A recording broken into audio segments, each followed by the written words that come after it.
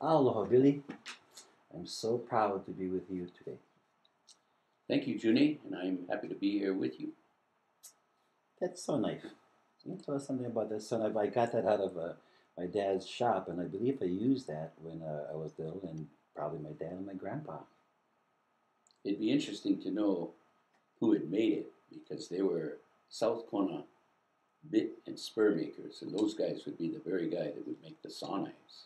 So the English term would be saw knife because you have the saw edge to it, and then you have the cutting edge to it, like the form of a machete. Two-side blade. And the Hawaiian name for this would be pahiolo, would be a saw. Pahiolo. And if it's specifically for horn saw, that would be Paniolo Hall for cutting the horn is how.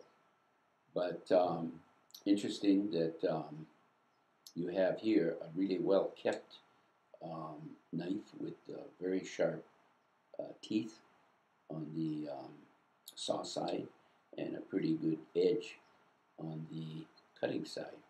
So the Hawaiian word for sharp would be oi, pahi oi, sharp knife. And you take a lot of kidding if you have a dull pocket knife, and that's how they remind you of that word. Another thing that we notice on here is somebody did not hanaila. They didn't oil this, so we have kukai hao over here. A little rust on it.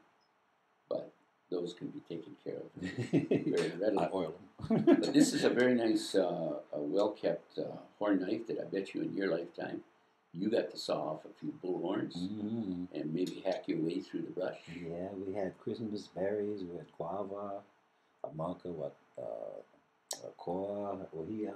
Much in the way of pamakani, too, I mean. But a little bit tough, this for pamakani. It's too binding, yeah. But the important thing here, this is a huge safety valve for the roper, for the guy that's catching wild cattle, because you want to pop those horns just as quick as you can, especially you got to eat them.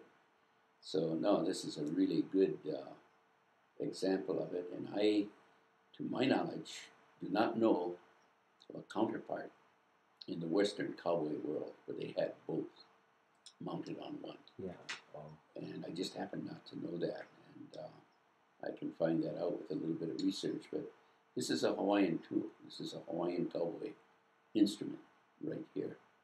And it's something that bears keeping in very good shape and collecting and even displaying it someplace alongside its knife case. It would be a long sheath that it slides into with a buckle over cover to it and protect it as you strap it alongside your saddle and you go to work with that.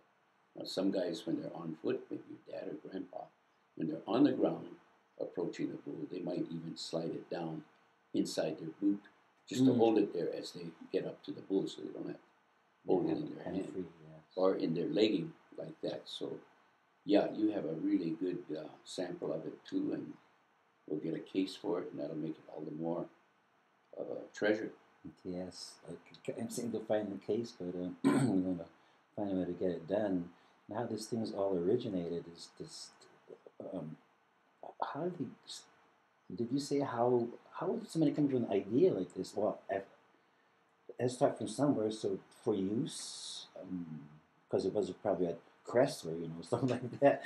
I think the thing that would be so true of mounted horsemen all over the world would be some form of a machete, especially in South America and Mexico. And of course, that would go back to the warrior sword and things like this. But to the Hawaiian cowboy that is so entrenched in country that is heavily intertwined with brush, some of it very nasty, like lantana can be, that you need something to really cut your way through. Where would you get the steel and stuff from to make these knives? I've been told that the makers of the horn knife would take someone's old carpenter saw and cut it longitudinally, sharpen one edge to be the knife edge, and restore the quality of the saw teeth into a cutting edge on it. And then they have a saw knife, we call them horn knife, but that's really what it is, a knife. and a saw combined. And of course, cutting your way through brush is one thing. There's a legendary Robin Hood of Mauna Kea that shaved off his beard with the cutting edge of it. There's people that skin cattle and hogs with it. So this is a very handy multi-purpose thing. Clean your horse's tail, bob their mane. You got all in one in this particular tool. Very nice. I love this. It feels good, and that, of course, and Grandpa took well care of it. And you said how is this fastened? Is this like a nail?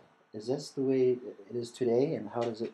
Commonly, you would have in this vintage of them. This would be a common nail that would be put on through the pukas to bind the handles together, and then they go ahead and rivet the back end of it.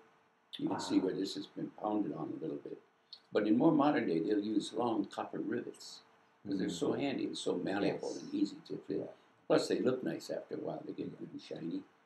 And the wood, commonly, I don't know this wood, but could that be koa? Looks like koa. It looks like koa, yeah. It says that nail that hardly even split it. Oh, well, through the ages, it looks like it split it, but it still holds really well. It's really amazing. Yeah, it's in very good shape. Yeah, very good shape.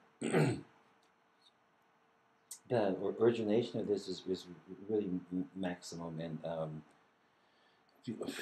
Billy, thank you so much for sharing on the saw knife, and when we talk again, we're going to cover some other good stuff about how the vaqueros brought their equipment from their home stuff, because in Hawaii we didn't have anything, right? Kamehameha went away to look for help. We'll come back and talk about that some other time. I'm Juni Medeiros, Mr. Billy Bergin. Thank you. Aloha. Aloha. Now let's see if we captured it. Now here's the thing.